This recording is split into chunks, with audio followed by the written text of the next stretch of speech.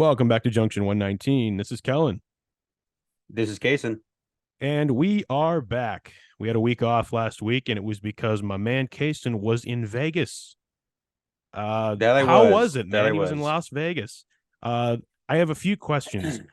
The first question is, and answer whatever you want. Uh, one, what's Vegas like in the fall? That's honestly my first question. It was perfect. I mean, weather-wise, yeah, it was perfect. It was somewhere around 80, like the during the day, it was perfect. See, I It just have wasn't this too idea that hot. it's Wasn't desert all the time. So, Yeah. It was effectively like it was.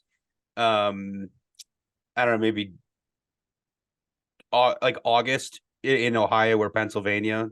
Um, that's a good but one. it's just like that, probably from October to December. But Cool. And yeah, were it you was great. It was there great. It was great. Were you there for like any particular reason? Were you there for like not work, right? You guys just went. No, yeah. So it was just to visit some family, and it was a great time. A lot of the short family came out and Nice. met Very up there nice. and visited. So it was a fun time. So yeah, I mean it was real interesting because we were the F1 races there in a few weeks, and so we were seeing all that stuff get set up. I mean, and I can tell you, pretty much everyone that lives there is very angry about it, and they hate it. They hate the traffic. It's a nightmare. It's a logistical disaster. Like, Oh traffic yeah. is so bad there, and I mean, and not only that, like it ruined the view of the strip. Oh So yeah. apparently, so they and to make room for, because they have these huge stands and these box suites set up along the strip in front of the Bellagio and stuff. They had to tear out these palm trees in front of the Bellagio fountains. That I mean, you can't just put them back. To like put the track in, literally, Yeah, like well, to put in the stands. put in the And stands. so they Gotcha. they like destroyed the view of the strip to make this race happen. And so people are pretty mad about that. And from what I've heard, the city has not signed on to do this again next year, for probably obvious reasons that no one's super enthused about it. Well, it's interesting that that happens because for a city that has never ever shied away from bending over backwards, just for the tourism aspect, however form that takes, right? It's kind of interesting that even they are like F1, we're not doing that again. Well, I mean, and they still could, but I don't think it was even the cities. I mean, it's the people are just so Right. furious about it. Like, I don't think the government cares about it. They're Gotcha. happy about the money and the tourism and stuff. It's just the people hate the traffic, and yeah, no one's super Gotcha. happy about Did it. you make it to a Knights game while you were there?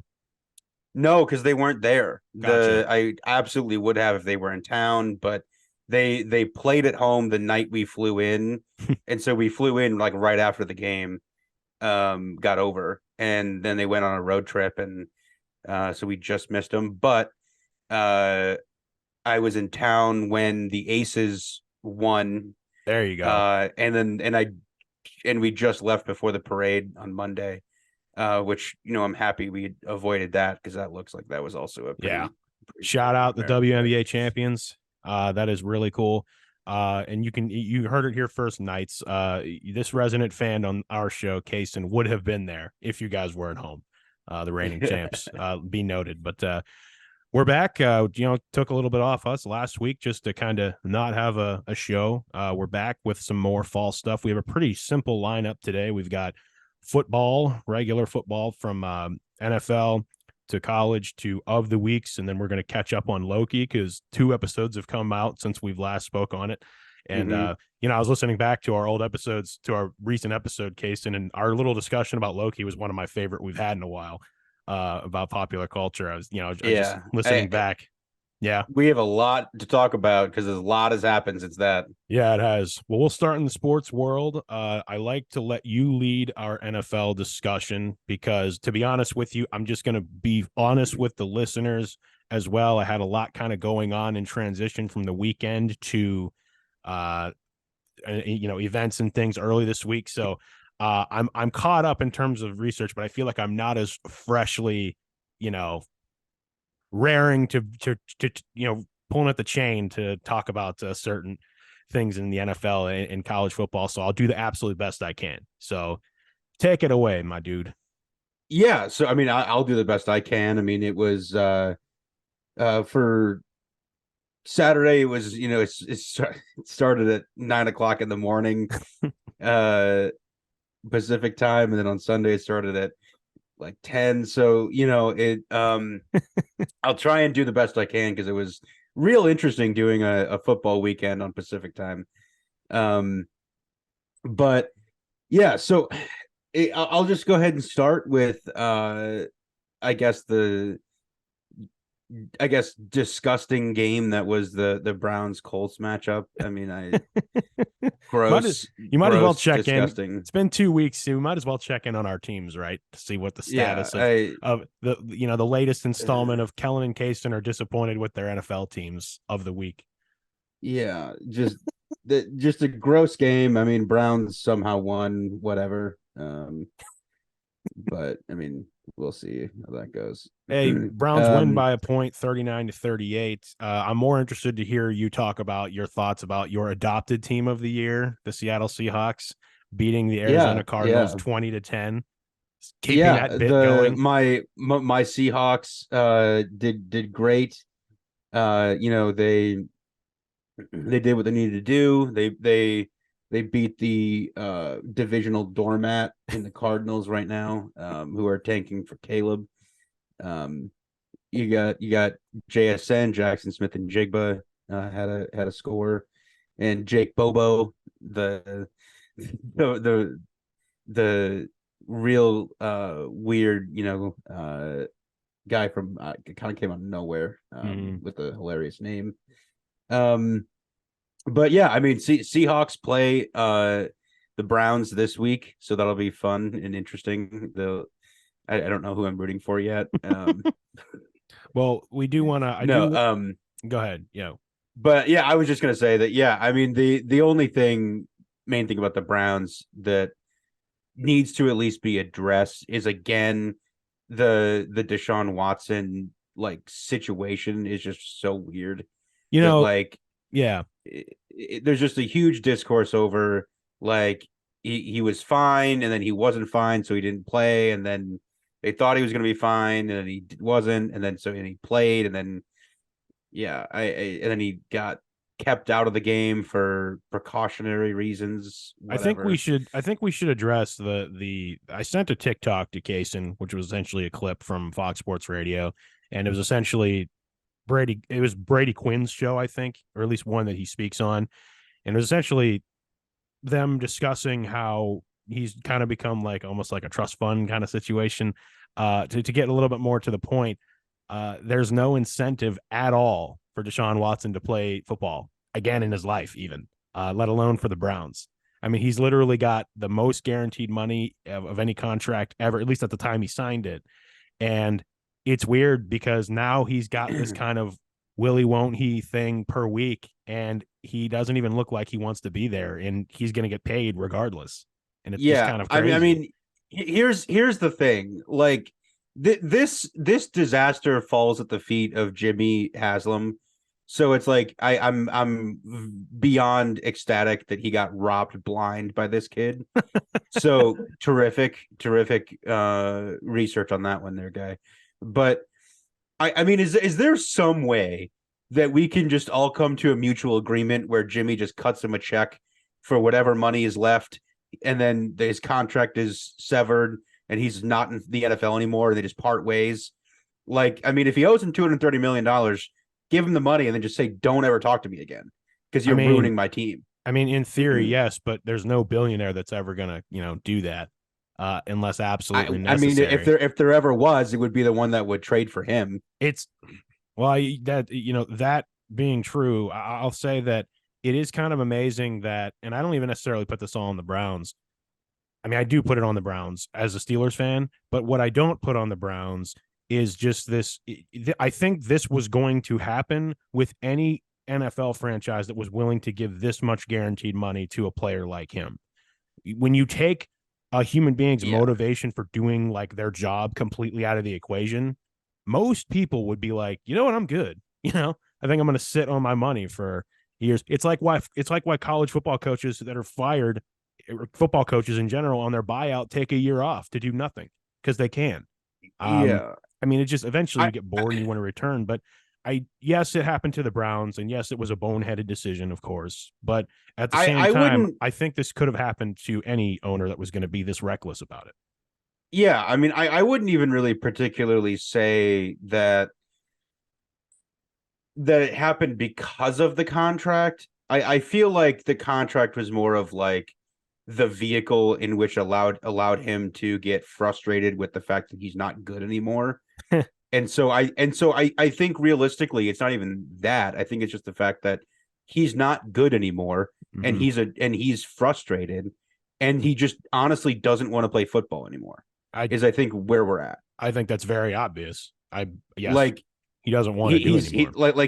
he's so used to being the player he used to be, and when he tries to play that way and it's just not working and he's not able to do what he used to be able to do, he's just like, I don't know what I'm doing. I don't Yeah, it's know. like, and let's be real, he's not necessarily in a location where that is built to help him succeed in terms of history, right? So, I'm sure, but I mean, in terms of like the team, mhm. like the team around him is miles better than whatever he had in Houston. True. Like the offensive line is better. I mean, I mean, I guess At least by the maybe the time, receiving core at is least by the time Deshaun Watson about was the leaving same. Houston, really. But Yeah, yeah, yeah. yeah, Like, I mean, it's unfortunately, I think I the don't know. Browns are on the hook, man, for longer than their fans are gonna be okay with. And all you can hope for is that he does come back and play some semblance of better. That's all I can tell you.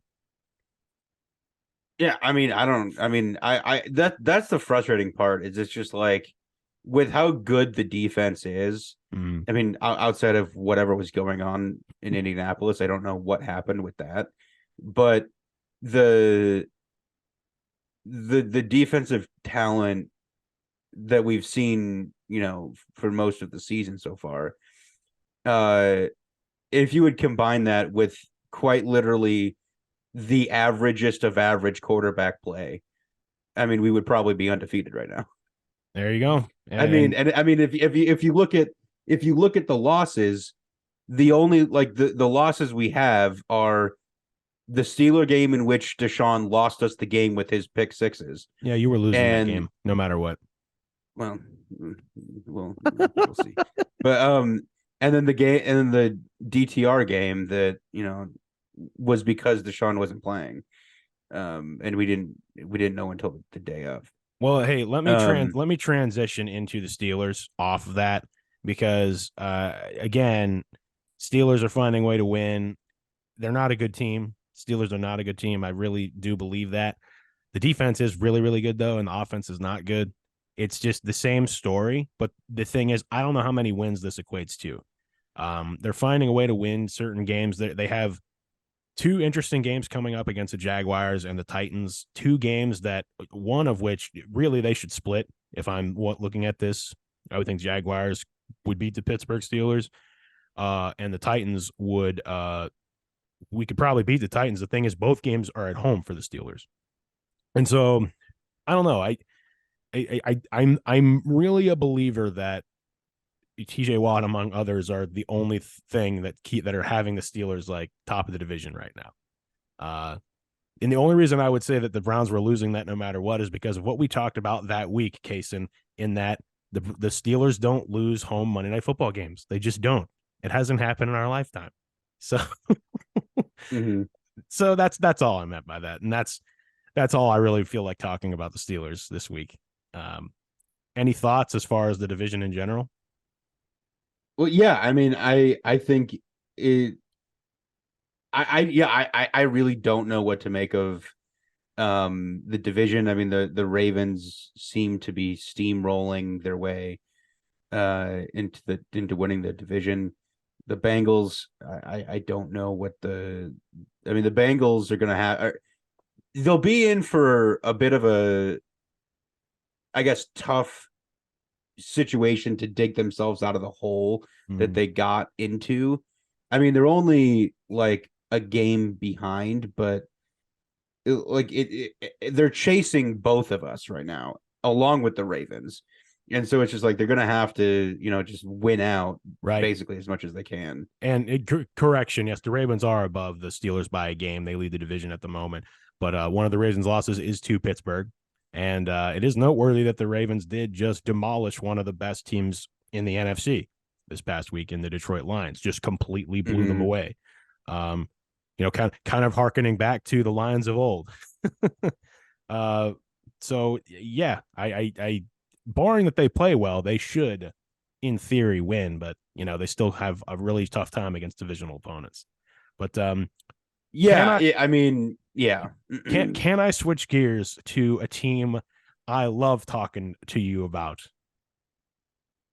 I think I know where you're going with this, and absolutely. Yes. I whether you know or not, the New England Patriots defeated the Buffalo Bills 29-25. A week cannot go by without me bringing up the bickering Bills. Because the Bills just lost to a really bad team. The Patriots are not good. Division. The Patriots just lost in their last 2 weeks, or the last 3 weeks before they beat the Bills, were losing 38-3 in Dallas against the Cowboys, losing 34-0 at home against the Saints, and they lost 21-17 in Vegas against the Raiders. And then they somehow beat the Bills pretty handily. I know the Bills kind of came back late, but they were pretty dominant to start the game against the Bills, who I guess were sleeping during the first half of the game. I don't really know what was going on with that. The entire first half, there's nothing was working out. I mean, it was 13-3 at halftime, and then And just for some reference, that New England did outgain them 364 yards to 339. Again, I find it interesting whenever they have games like this. Mm-hmm. Yeah, and to make it real interesting, this was Bill Belichick's 300th win. That is so. There you go. Now I did have one. I mean, the Bills have had some odd games in a row. They had the London game, and then they had the dog fight at home against the Giants that they did pull out, but it was an ugly game. I just there's still a lack of consistency. And in a situation where you and I have talked about how this era of Bills, Josh Allen, Diggs football still has yet to really have an iconic win of any kind. Their iconic win is a loss to Kansas City. Yeah. That's the game people most memorable for them. Again, I'm just not seeing a Bills team that's going to do it this year. But that hasn't really changed. I take back what I said about being wrong. I was right. The Bills are the Bills. I mean, their window is closed. You never said it opened back up, so I don't think you need to apologize. It's been firmly closed. Yeah, I mean, I guess that's true. I mean, if you look back on what I said or on what happened, like they went out and lost to the Jets on that Monday night game, and then and we were saying the same stuff, and then they went out and killed, which admittedly we know now is a very bad Raiders team. Yeah, they've been rolling. and they beat the Commanders, who are also very bad. And so it's just like, what I mean, all they did was, I guess, kind of beat the Dolphins, but we'll get to the Dolphins later. Yeah. I think the Bills are essentially in the same tier of the Bengals, which are like, they paid their quarterback and they lost some people and it's just like things are going to have to be shuffling around, and they're not quite what they used to be. And so they're still trying to figure out where they are. So it's just like, it's like the, one tier, the first tier of the Chiefs just being the Chiefs, and then they're like down there below them in terms of the AFC. Yeah, so I agree. So those are the only games I really wanted to highlight, but you mentioned the Dolphins. Why don't we talk about that one? Yeah. So one of the other things I wanted to just say was that I think that we sort of, give the Dolphins a bit too much credit for just the visual just, I guess, surprise of that 70-20 win against the Broncos. I think that was week 3, so I think we didn't quite realize how bad the Broncos were going to be at that point. And it's just, I think at a certain point, I think they quit playing, and so the score just kind of kept going, and it just got out of hand so hence the numerically. result, right? Yeah, so I think that, like, just saying or giving them all this credit for a 50-point win, like they dominated them start to finish, is maybe a little inaccurate. But I mean, something's very apparent. I mean, they lost by 28 to the Bills, and they Then they lost by 4. They lost by 14 to probably the best team in the NFC besides besides the Niners. And I think that the common theme there is that they're maybe, I guess what you would say, is a little soft. I mean, they're a team built on speed, and so if you put them up against a team built on strength, they're going to be outmatched.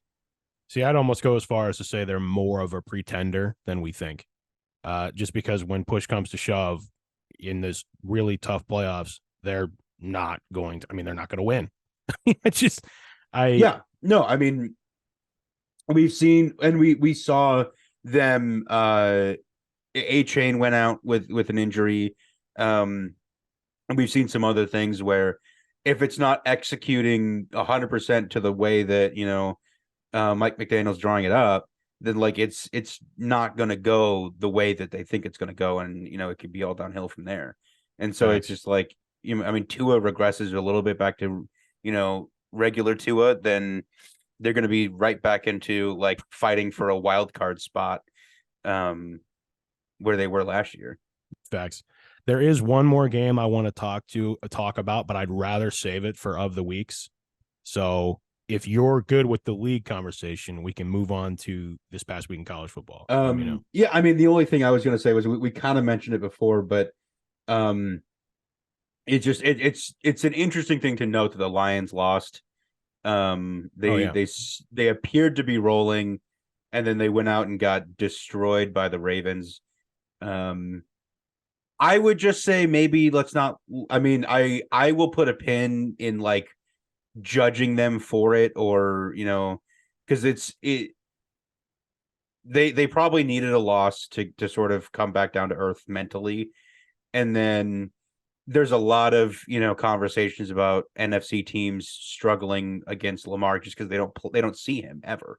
True. And so it's just kind of like they don't ever like us being in the division see him all the time, and so we know kind of how to defend against him and know how to handle that. But if you don't see him every twice a year, you might not know exactly how to counter what he's going to do. I guess the closest quarterback in the NFC to Lamar would be Jalen Hurts, who is destroying teams. So I guess that makes sense. So maybe stick a pin into the playoffs if the Lions are able to grab that. One thing's for sure, I don't think. As far as the Lions go, they get the Raiders at home. On Monday Night Football, they're 8-point favorites. To get right game. I mean, if they win by double digits, back on ready to go, because then they got a big game against the Chargers the next week. So yeah, I think the Lions will be fine. We'll just have to see how that goes. Cool. Now, in the preseason, I kind of dubbed this past week 8 of the college football season, as potentially the best week of the season. Now, that's why when you look at, in terms of matchups, that is also why you can't judge a college football season based on its preseason schedule and rankings until the actual week happens, because it wasn't really tracking to be as domino falling as it looked like in the before the regular season started. But this past weekend, those matchups, you had Tennessee and Alabama, Washington State, Oregon. You had several ones. Florida State, Duke, which preseason was not on a lot of people's radar, but obviously was going into it. Michigan State, although in preseason is one thing. Michigan State's so bad, and that game ended 49-0, of course, whatever. And then you had Penn State at Ohio State. which was the game day game, the big noon Saturday game. I'm sure, a big deal in your neck of the woods, Casen, although I know you weren't Mhm. in your neck of the woods this past week. Uh, I do want to talk about that game because Yeah. there are implications, and it was a relatively ugly game, at least offensively. It's a defensive game. Yeah. Yeah. So I um yeah, I didn't get to see quite all of this game. I was um at the pool on Saturday. So saw what I could. Same. I wasn't at the pool, but I saw what I could. Um But you got Drew Allaire, who's from Medina, Ohio. Uh, you know, was part, I want to say, of the Ohio State program, which I didn't know this. I didn't realize that he had left to go to Penn State.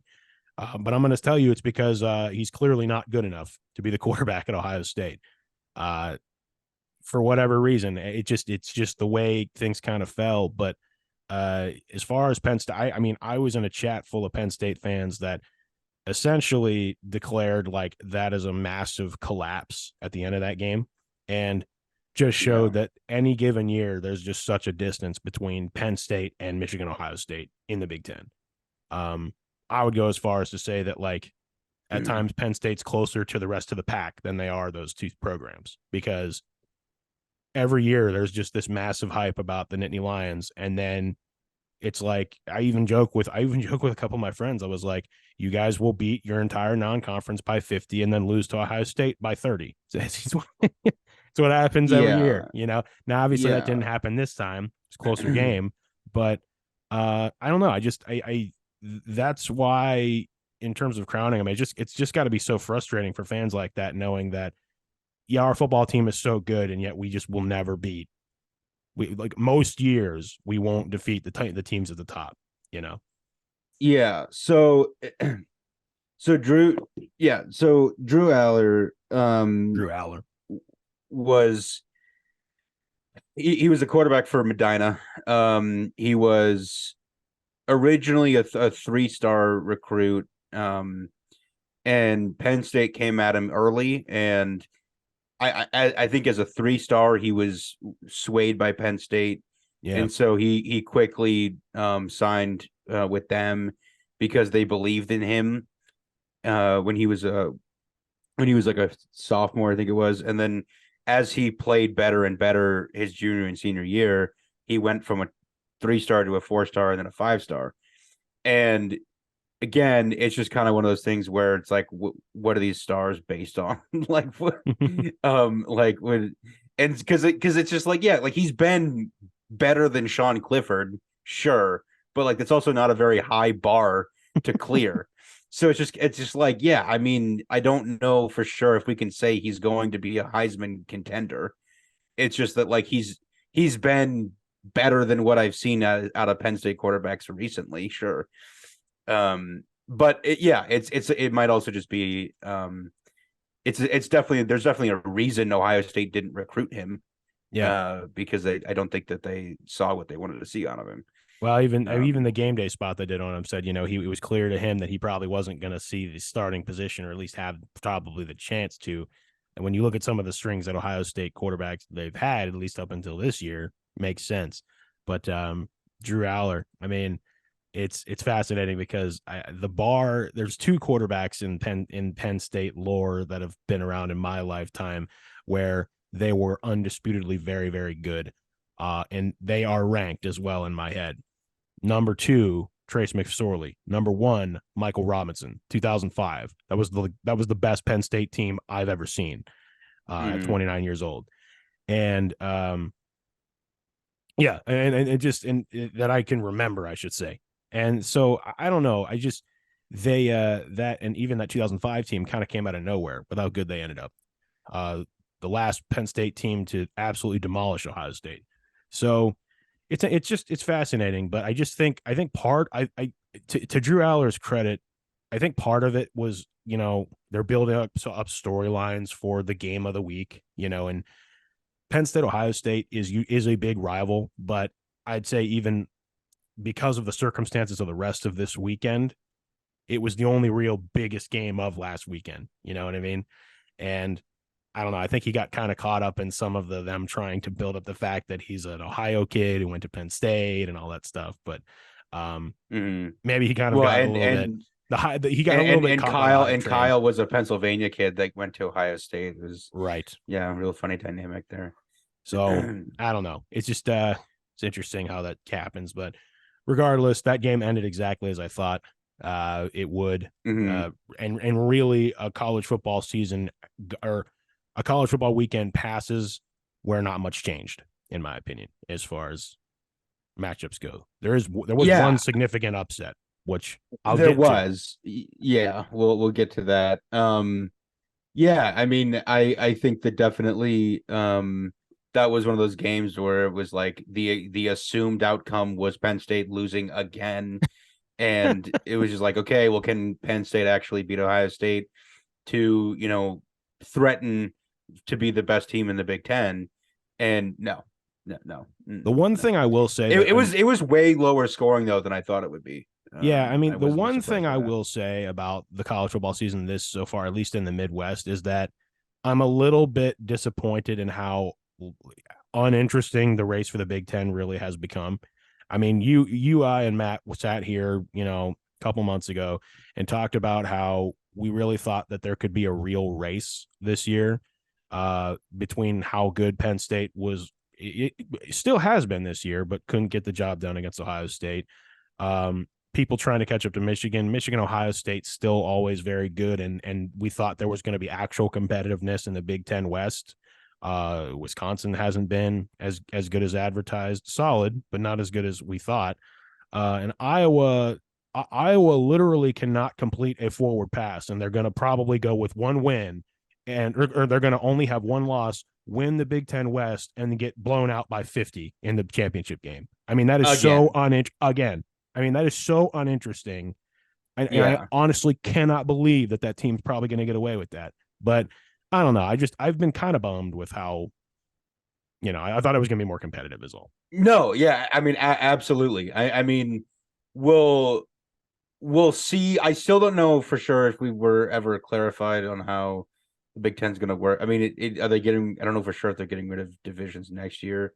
I believe they're getting rid of divisions. Yeah. Next year. So I mean, so adding all four of those West Coast teams, I don't even know if they're going to stand a chance. I mean, because it still might end up, like Ohio State, Penn State in the Big Ten title game. I mean, Ohio State, Michigan rematch. I mean, that's what the Big Ten's been working towards. we'll see how good Michigan is next year. But, we will.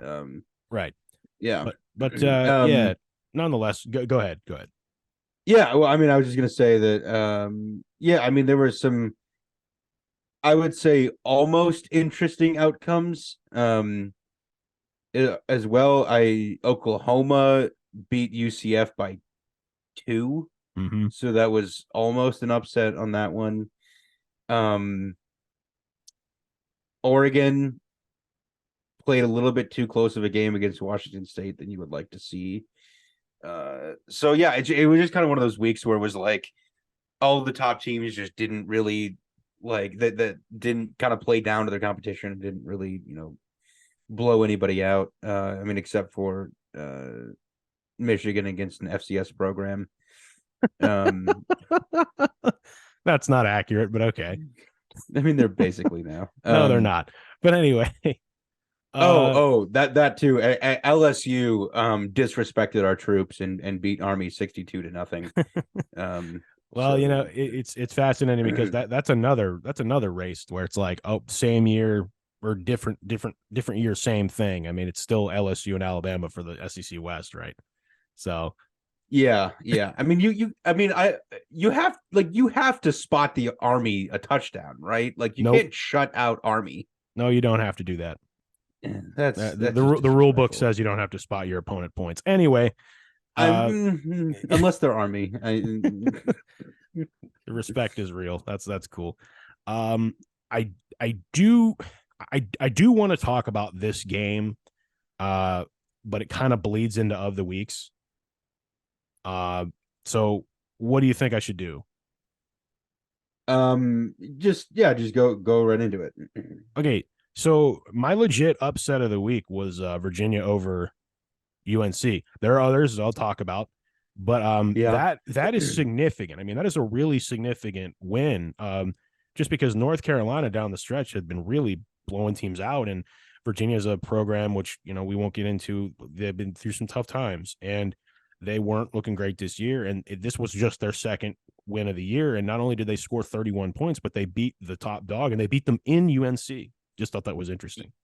Yeah, no, I absolutely. I mean, I also had I had a job saver of the week, and it was this for former Clemson coordinator Tony Elliott. He went to Virginia after they fired Bronco Mendenhall a couple years ago, and that's one of the reasons I think Clemson was kind of struggling so much is because they lost Tony Elliott, who was there forever.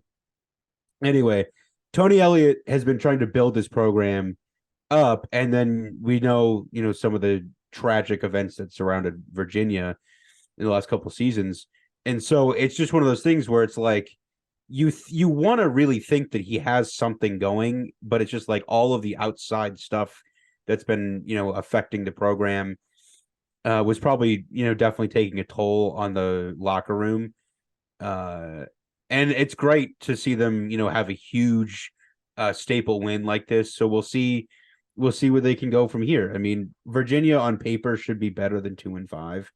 And so it's just like they play Georgia Tech in November.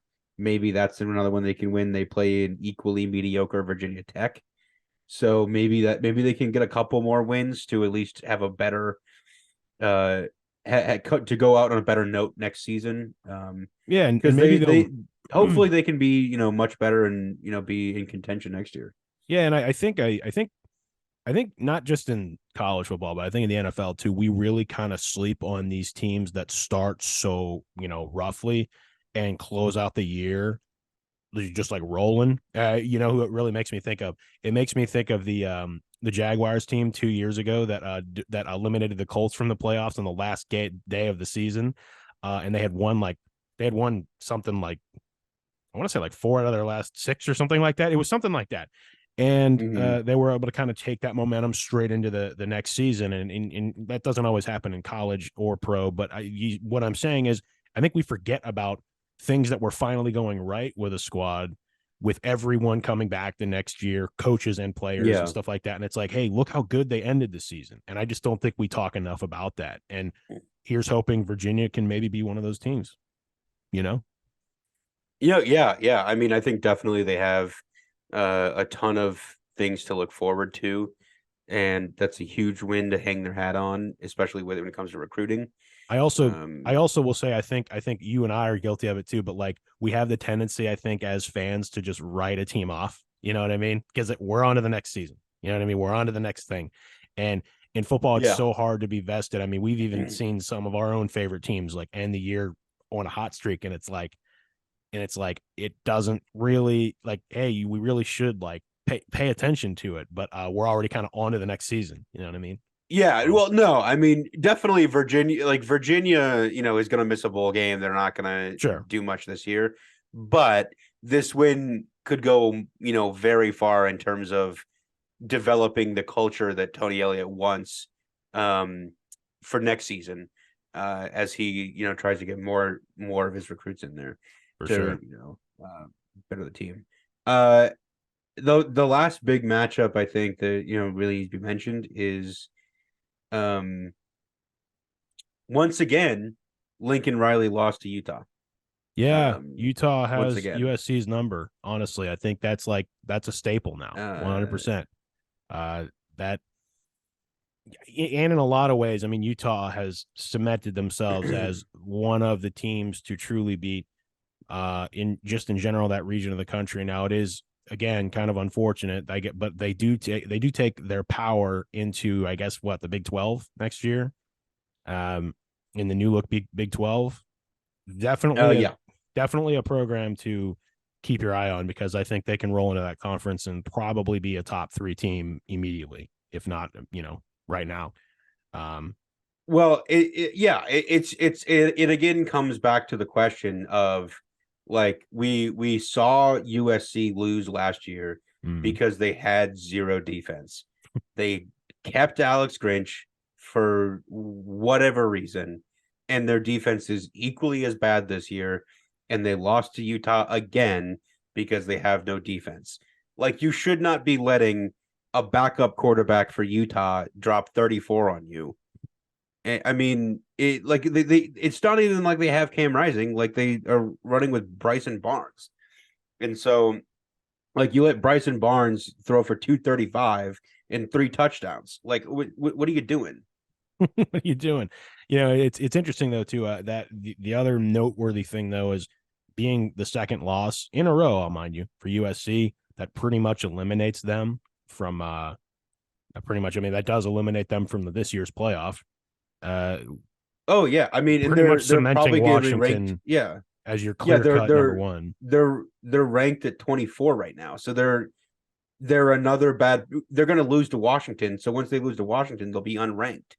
Yeah. Like, so I mean, they're not paying Lincoln Riley $100 million to be unranked in November. No, and like, I'm sure there's a lot of USC fans that would say, you know what, we have Lincoln Riley, we have Caleb Williams. It's one of those things where we really don't want to be seeing a lot of the same, how do you say this? Shortcomings, especially with the football competition you're about to go into. Yeah.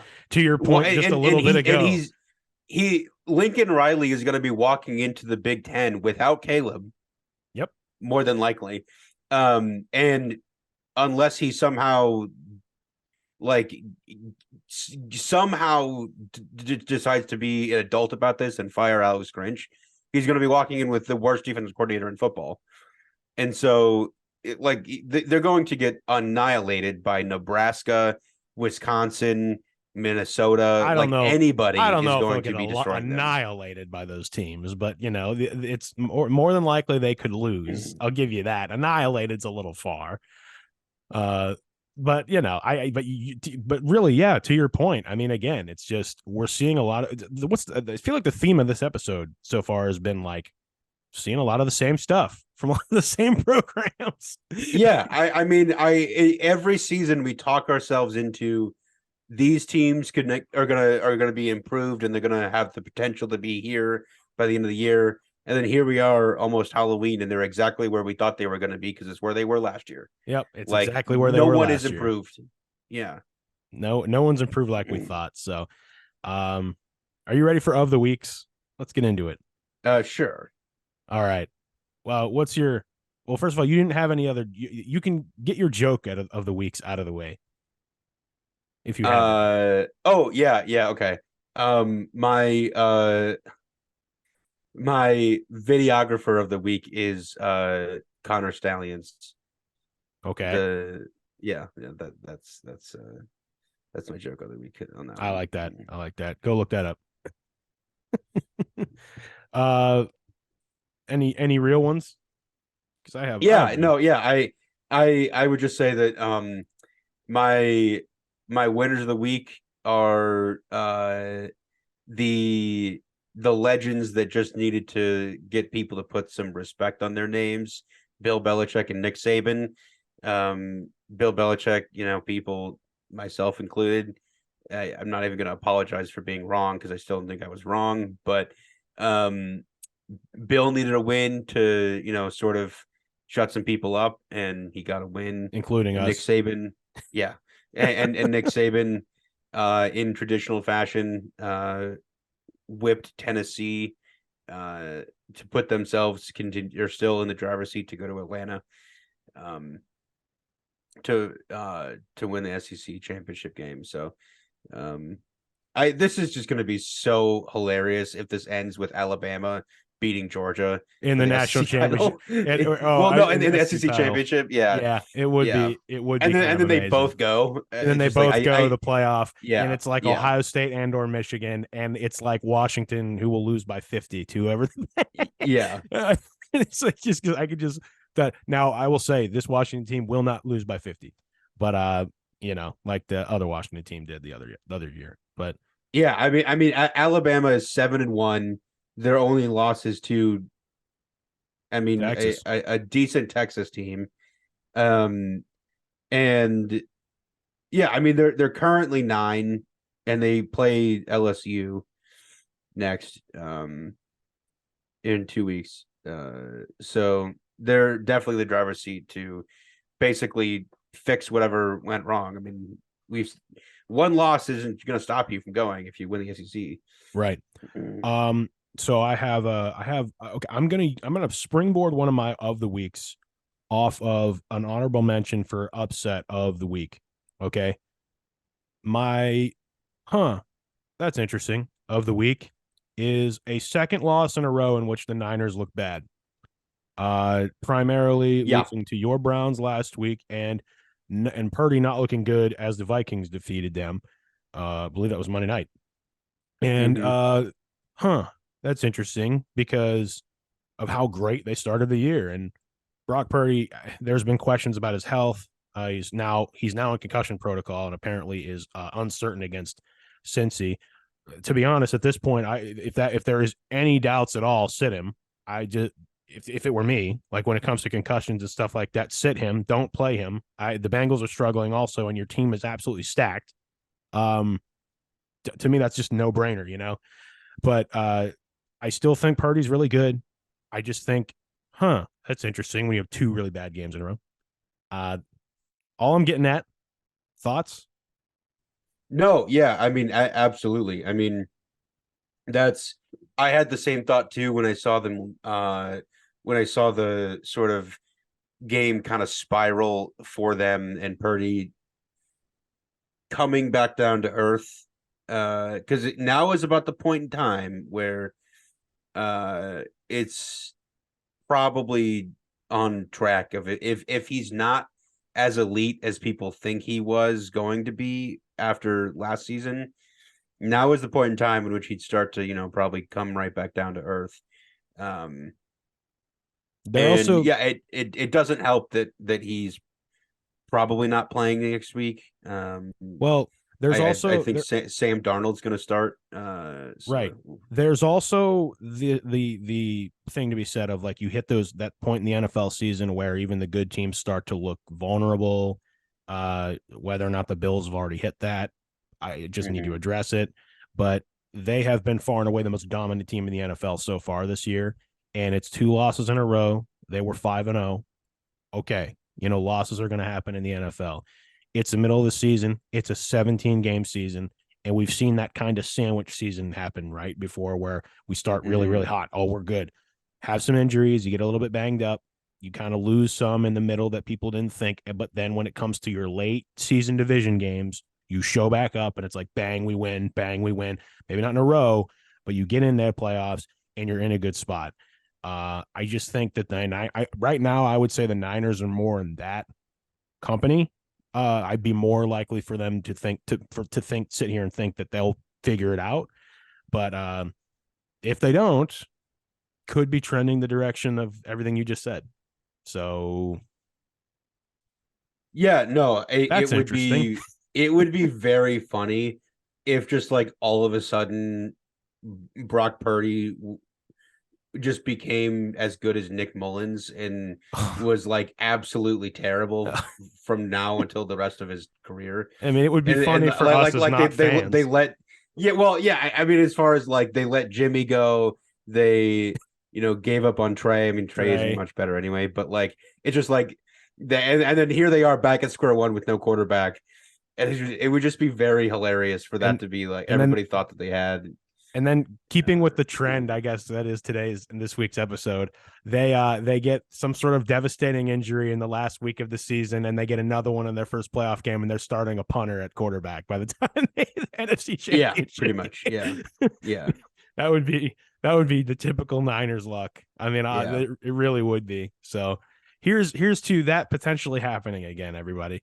That would be that. Yeah, I don't know. I mean, the Niners definitely are odd. We'll see. I mean, yeah, something to keep an eye on, I guess, because it's definitely odd how that sort of is going down. I have a shout out of the week. Yeah. And kind of collective absolute dogs of the week. Um, just to kind of interject, my absolute dogs of the week are, quite frankly, the Texas Rangers and the Arizona Diamondbacks. Both of them together, Yeah, collectively. yeah, They're both dogs. I don't care. They were not teams anyone had getting in the situation, and they both had to essentially be in a situation where they both had to win game 6 and 7 on the road and did it to get to the World Series. One of which, the Diamondbacks, that held like the best bats essentially in the Phillies lineup to like, I think 1 for 16 or something crazy in the last 2 games.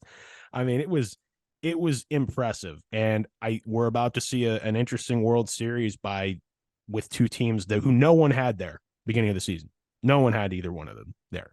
And the other thing that was pointed out to me by James Nahikian, friend of the show, was that both organizations have had putrid baseball luck for the last 20 years, essentially. And one of them's winning a World Series because of the dogs on the team. yeah. Just to interject some baseball a little bit. Yeah, no, absolutely. I was totally going to bring it up. The Rangers have not won a World Series ever, Nope. and the Diamondbacks have won one in 2001. Yeah, that So was the Randy Johnson team. Pretty yeah, sure. so Yeah. so I mean, these are two teams with in a little bit of unfamiliar territory. And yeah, I mean, a lot of people are talking about the ratings or whatever, but I'm just glad the Astros lost to their in-state rival. That's very funny to me. That is funny. That's hey, let's be real. Most people in baseball wanted that, right? I suppose it is better theater if the Astros win, because then I would just be rooting like nothing else for the Diamondbacks, right? Yeah. You need a villain, right? But I look, you're a fan of a small market team. I'm a fan of a small market team when it comes to baseball. I appreciate, not that necessarily either of these teams are really small market, but they're underdogs, right? And especially the Yeah. Diamondbacks. And I don't know, man. I love this narrative, especially the older I get. I love this narrative in sports more and more, because the likelihood is that one of these two fan bases is about to get potentially their only championship they ever see, and it's going to be awesome for everyone. Yeah, it's tough to like say, yeah, it Dallas isn't a small market, but it's just like for them being in Right. Dallas, it feels like nobody cares about the Rangers. Oh yeah, I mean, just Like it's the definitely Rangers are weird. an afterthought. I Yeah. mean, you're right; they're not a small market team. Neither is Houston by any means. Those are two big market squads. But yeah, I mean, especially with just the lack of success. I want to say the Rangers have been to a few World Series. They went to two in a row back there at some point. Yeah, 10 and 11. Yep, they've been pennant winners before, but they've never actually won it. So we'll see what happens. But I might have to interject a week from now to kind of give like a not interject. We'll definitely talk about it, but um, yeah, I don't know who I have winning that one. Hard to say. I mean, my gut says the Rangers in like 6, or 7, but hopefully it's a good World Series. Yeah. Who knows? Anyway, those are all my of the weeks since I said my upset early. So what you got? Yeah. I had one more winner of the week, and it was just more, I guess, more of a shout out to the other college football team known as the Falcons, Air Force. Cool. Air Force is really, really good. They are currently 7-0. They are ranked 19th. And I mean, there's a very good chance they could get a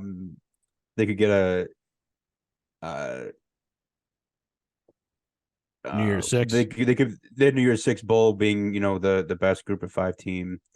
Yeah, so I would be very so as a service academy, that's really impressive. Really cool to see. Just for the record, they are undefeated, but the rest of their schedule is Colorado State, Army, Hawaii, UNLV, and Boise State, and they realistically could win all those games. So right. So I mean, if they're sitting there, 12-0, that's crazy.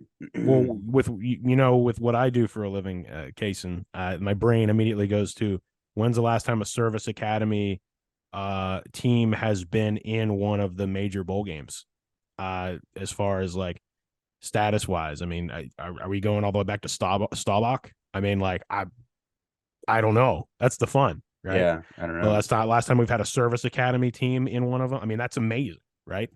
So shout out Air Force. That's cool. That's awesome, man. So is that it? And then Oh, go ahead. I'm yeah, sorry. my losers of the week, talked about most of them. The Josh Allen, we talked about Oh that. man. Lincoln Riley, talked about that. James Franklin, um Mm, more or less, I guess I would say, a missed opportunity of the week for yeah. James Franklin. That they could have won. They could have put themselves in the narrative ahead of Ohio State, and they couldn't do that. And big time loser of the week, Jim Harbaugh. There it is. There it is. Chalk it up. Chalk it up. Man, Yeah, that was good. dominate your in-state rival by 50 on Saturday, and on Monday everybody's calling for your job. It's rough out there, man. It's rough. Solid, man. Is it time to switch gears? Sure, I think so. All right, we got a lot to talk about, and we'll talk about this in the last bit, last back end of the show here. We're coming up on an hour, so we got Loki season 2. We're gonna talk Loki season 2. 3 episodes are out now. This will be Thursday by the time you hear this cast for those listening on, so we're just in time for the dropping of the 4th episode to come out. A lot more happened in the 3rd episode than the 2nd, but we don't. This isn't going to be a flyby. Again, spoiler warning for anyone who hasn't seen the show. You can't really talk about this show without the spoilers. So, I'll let you kind of dictate where you want to start, because I have more to say about episode 3, but you're good at helping me Yeah, remember things in 2. So yeah, I'll just sort of, I guess, sort of at least address some of the main points in episode 2. sure. Episode 2, hilariously titled "Breaking Brad." Yeah. Because it was about the character that we saw in the previous episode, the Hunter X5, who I, I had difficulty trying to figure out what was going on, because it kind of cut weird and they didn't really explain what was going on. But so essentially, from what I can gather, he went rogue and sort of just ran away. Yeah. And he like set himself in this timeline as an actor, and he was just like being this famous actor.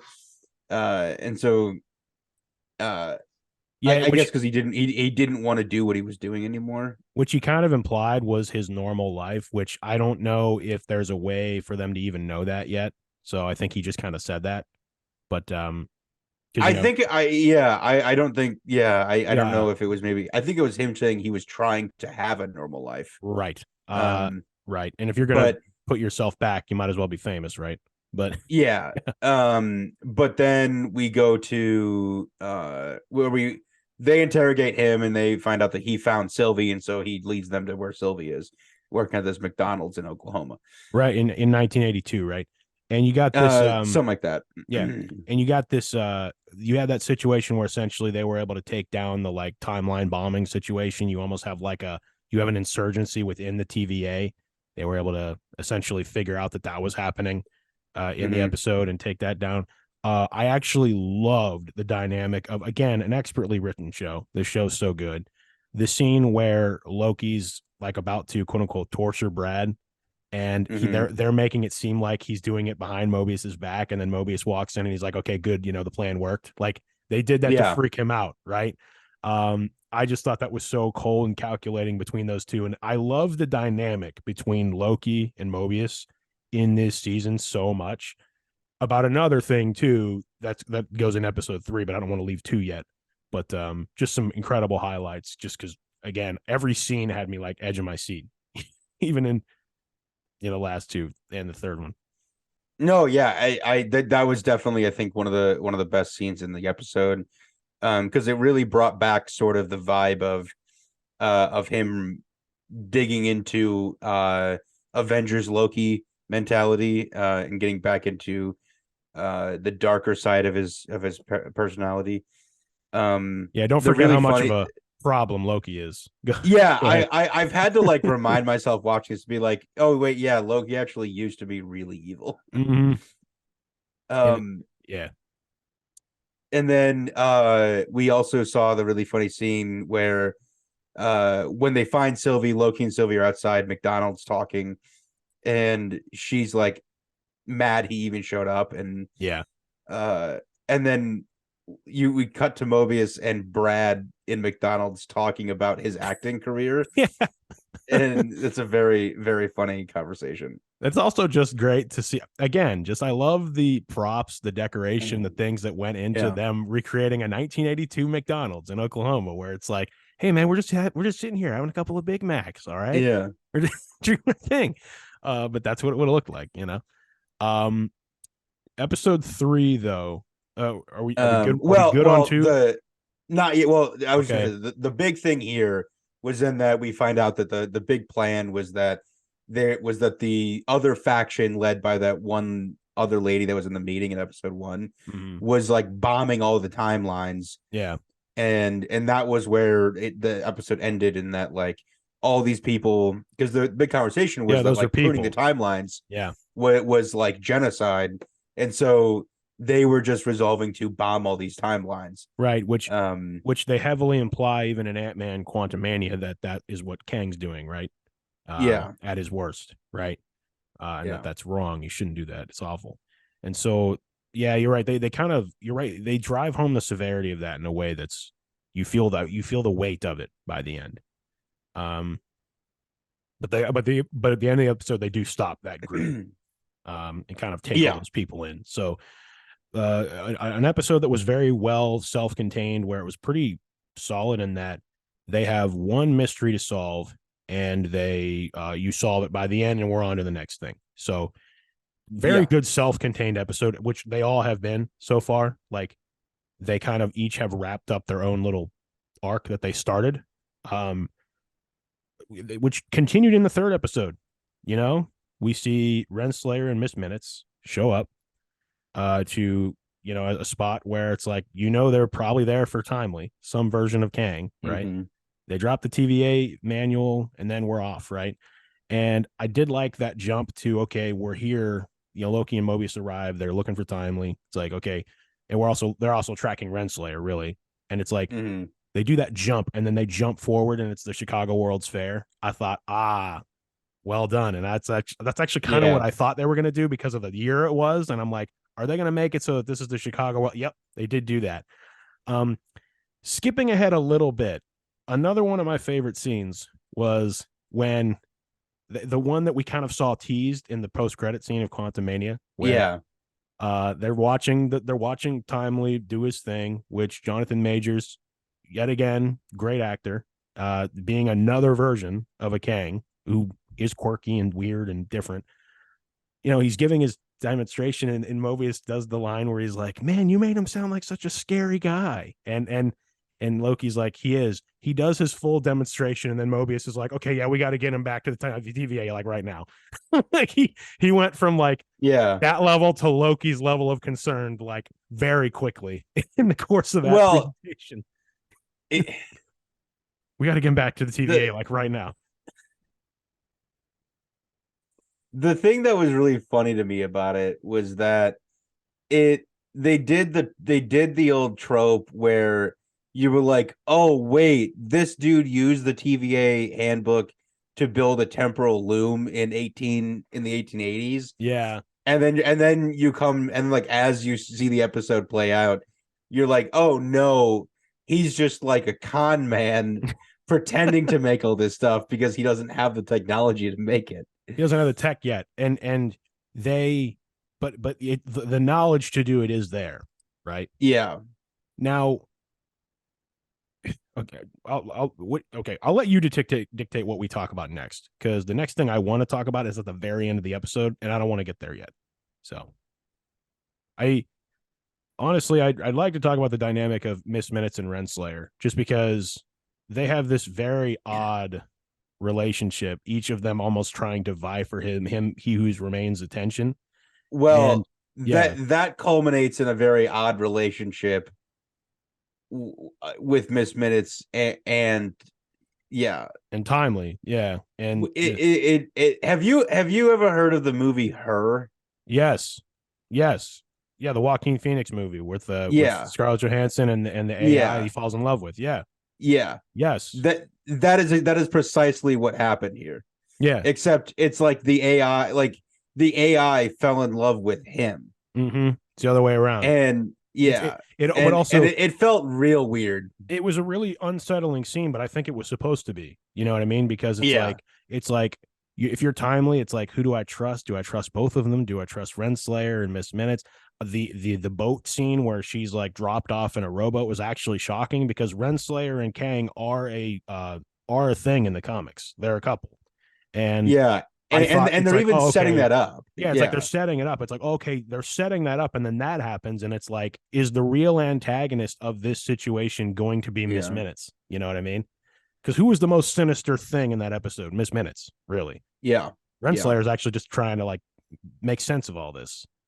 The Uh, yeah the entire episode, like it felt like Miss Minutes was like basically pulling the strings of everybody. yeah, like that episode made me genuinely afraid of her. Can I say that? Yeah, Like yeah, that episode made me think that this is definitely someone who was made by the real He Who Remains. You know what I mean? Who is as dangerous as a Kang the Conqueror is, and that's I not don't what even Timely know. is, right? You know what I mean? I'm not even so sure I would say. Do we know that she was made by He Who Well, Remains and not a different Kang? that's a good point, Casen, and let me get to the point that I was referring to earlier with like the theories. You know that scene at the end where Sylvie's gonna take out Timely, and it's like, Yeah. and he goes on that thing where he's like, that wasn't me, that isn't me. I'm capable of my own choices. You know, Hmm. I have this theory that I've told a couple people that I think that TVA handbook has something in it that activates him like Bucky's code did for him, right? To where who's to say that the TVA handbook doesn't have something in there that would maybe not activate him, but that's something that a Kang like him would know if like he read it. You know what I mean? In other words, I think Timely's still not a good guy, or capable of a lot of damage. You know, I'm not convinced that anyone here is in the right. Um, My here's another thing. I almost wonder. I mean, this could get a little paradoxical here, sure. but I almost wonder what I mean. Obviously, it doesn't have to be, and that's the whole point of the multiple of them. But do we know that Timely isn't He Who Remains? I It's hard to say, right?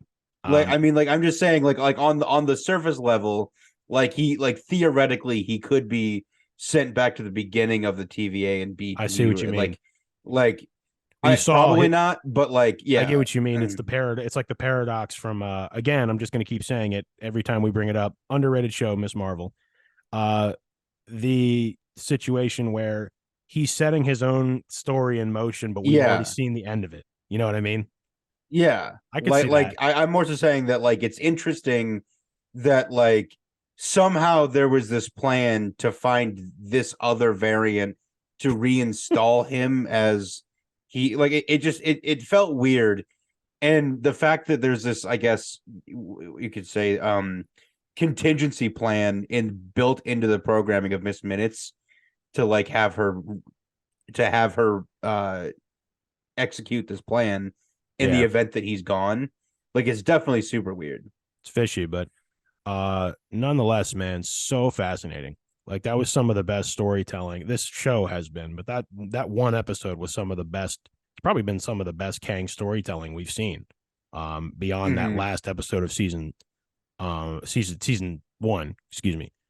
So I am fascinated to see where we're headed next. And one of the really small appeals this show has is that almost every episode always ends with someone going through a portal, and so there's an automatic cliffhanger for where are they headed to next. You know, it's something like that. You know, there's always some But sort of what are we going to see next? yeah, but here's the thing about that. So the episode ended with Renslayer and Miss Minutes at the end of time, like wherever they were with Mhm. He Remains. And we was just his corpse there, Yeah. basically. And Miss Minutes was like basically made some very creepy remark about, knowing Renslayer's past or something. Um but the weird thing though is it's just like, how did they just go there? Like Well, that wasn't a place you could just go. that's just it. Like I like mean, they had to Sylvie, get pruned and then like adventure to that place. right? Sylvie knocked her through that portal. So, because Sylvie still has one of those like things. So hard to say. I mean, I guess we'll find out at some point, but I think you're right. But Wait, remember the I'm Sylvie, trying to remember what happened. So wait, so Sylvie knocked them through that. Sylvie Okay. knocked Renslayer through there. It says and said you want to be with he who remains. Be careful what you wish for, and Okay. knocked her through the So portal. then that would make sense because Yes, she has she his has temp pad. So access. that She's the yeah. only one who could have done that to them. That makes sense. Okay. And I Renslayer forgot that has the happened. pad with Miss Minutes in it when Yeah. Timely shut it. So that's how they're there. And to me that makes sense, but it also makes sense that Sylvie's the only one who could do that. So Um so yeah. So whether they're yeah. trapped Ugh. there or not, they're definitely not, because it's only episode 3 of the 6 episode season. But uh I'm intrigued. I don't know where we're headed next, but in theory, they took Timely back to fix the thing. OB keeps saying we're all going to die. I think we're gonna have some real interesting interaction between OB and Timely. Yeah. There's gonna be some probably a very hilarious conversation between them. Every scene with Kie Kwan is incredible. I just had to Yeah. say it's so good. And like I said, you just keep saying everyone's going to die. We just got to we just got to figure out how to fix the TVA somehow, if it's even Yeah. possible. So, but yeah, loving this show. I mean, I'd give all 3 episodes 10s out of 10 so far. Each and every episode has slapped for me personally, and this is some of this is probably easily my favorite Marvel content of the entire year, overall, Mhm.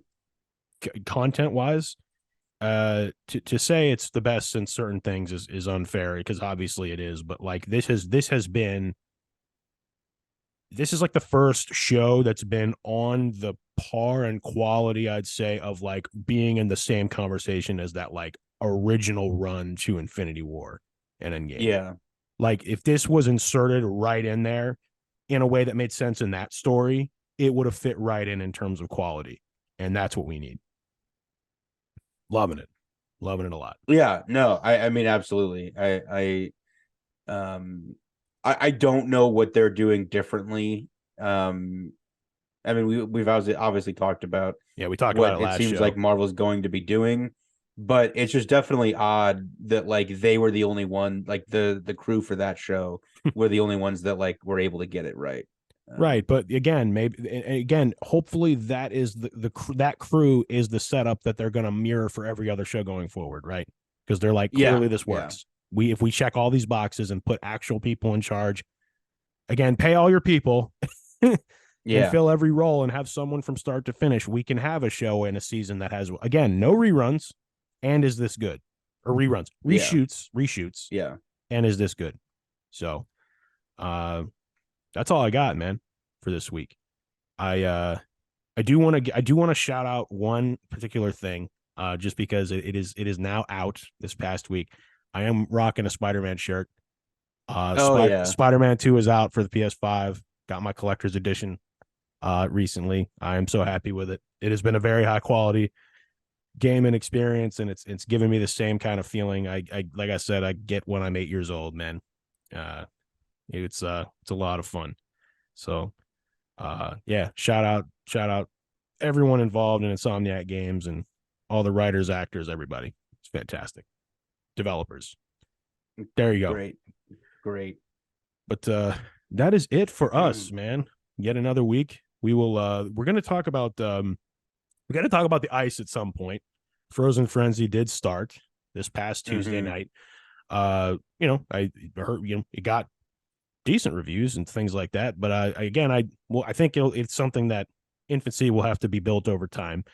But we'll be talking about hockey again, but as of this coming weekend, everything's back. I believe the NBA starts this week as well. Well, see, that was the weird part, was that they decided to do the Frozen Frenzy thing last night, which was the night that the NBA started. So the NBA did So also it's just start, kind of like, wasn't it? why? Well, Yeah. they always start at the same time anyway, right? So, but I see your point. They had to choose that though, because these leagues don't always they try not to always operate on each other's schedule, right? You had all 32 teams Yeah. playing. So Yeah. but everything is back. Yeah. Lakers already lost. Nice. Shout out Warriors lost. Yeah, Warriors lost to the Suns. So shout out the Bulls over my shoulder here. By the time we record again, Casen, Halloween will have passed. So, however you celebrate, if you do, have a safe one, have a good time wherever your plans are for the upcoming weekend and everything. And we appreciate you. And yeah, any further thoughts, my guy? Thank you so much for watching and thank listening you for as every watching, week, listening, sticking with us and supporting us. We always really appreciate you. This is Kellan. This is Casen. And we will see you at the next stop.